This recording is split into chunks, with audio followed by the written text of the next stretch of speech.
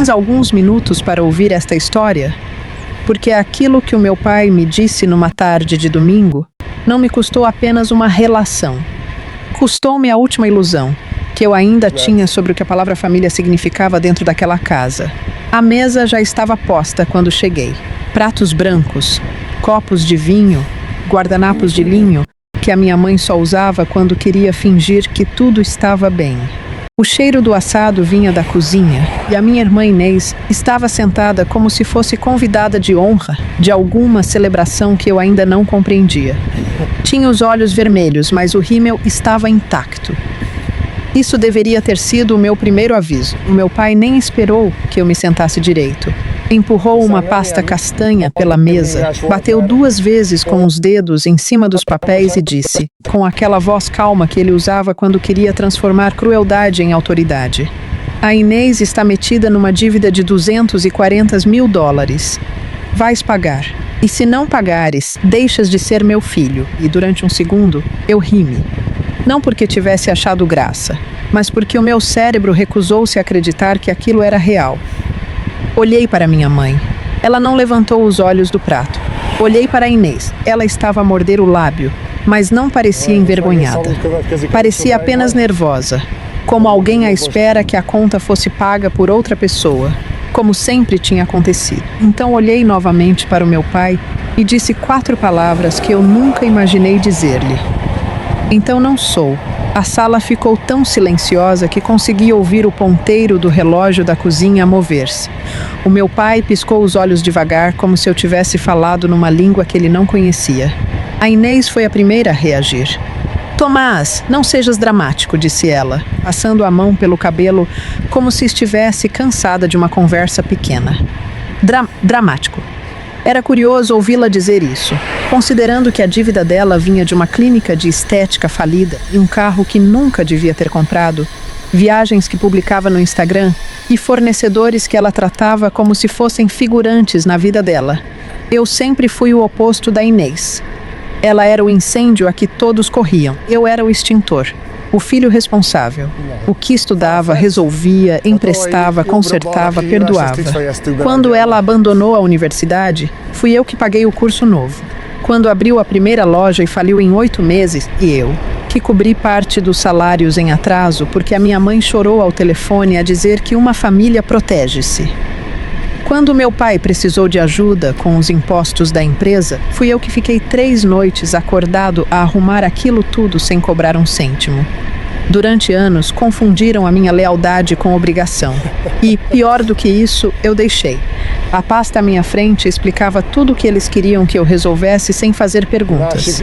Empréstimos comerciais, cartões empresariais, juros, penalizações. O número final estava ali em negrito, como se o tamanho dele fosse suficiente para me obrigar a dizer que sim. O meu pai inclinou-se na minha direção e baixou a voz.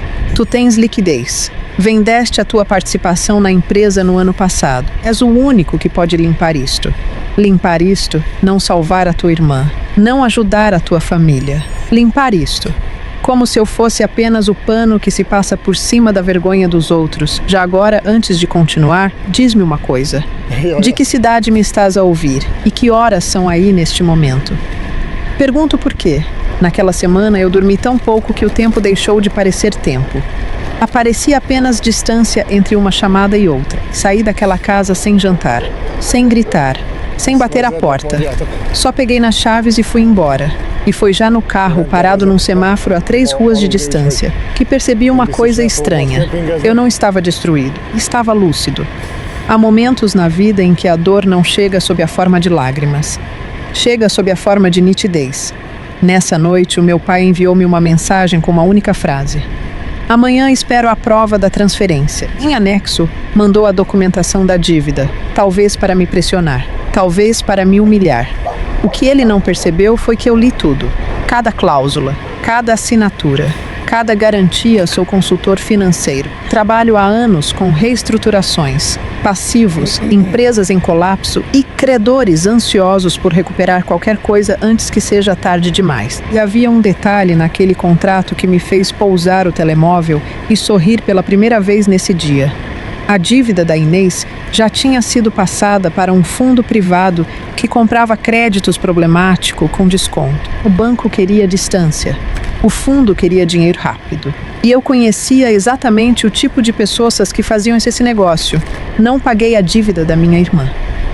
Comprei-a 2 dias depois. Através da minha holding, adquiri o crédito por muito menos do que os 240 mil que ela devia. Tudo legal, tudo assinado, tudo frio. Se a minha família queria transformar amor em transação, eu decidi responder na única língua que eles respeitavam, papel. Na quinta-feira à noite, o meu pai ligou-me. O tom dele estava diferente, mais leve, quase orgulhoso. Vem jantar no domingo, disse. Sabia que ias fazer o correto. O correto. Nem sequer perguntou como eu estava e nem sequer pediu desculpa pelo ultimato. Na cabeça dele, eu já tinha regressado ao meu lugar natural. O lugar do filho útil. Quando voltei àquela casa no domingo, havia mais carros do lado de fora do que o normal. A minha tia Laura estava lá. 2 primos. A madrinha da Inês. De repente, percebi o plano. O meu pai não queria apenas o meu dinheiro. Queria a cena completa. Queria o filho obediente, o patriarca validado, a filha salva. Tudo servido à mesa como se a chantagem emocional fosse uma tradição de família. O jantar mal tinha começado quando ele se levantou com um copo na mão. Quero agradecer ao Tomás, disse ele. No fim do dia, ele provou que o sangue fala mais alto. A Inês sorriu para o prato. A minha mãe finalmente pareceu aliviada. E foi nesse instante que eu tirei do casaco um envelope cinzento e o coloquei na mesa. Paguei, disse eu. O meu pai assentiu, satisfeito demais, cedo demais. Mas não paguei da maneira que tu pensas. A Inês pegou no envelope primeiro. Vi-lhe a cor desaparecer do rosto, linha a linha, e não como se alguém lhe tivesse se a apagar a expressão. O meu pai arrancou-lhe os papéis da mão. Leu a primeira página, depois a segunda. Depois voltou à primeira, como se o texto pudesse mudar, só porque ele não gostava dele. Era a seção formal do crédito. A dívida já não pertencia ao fundo.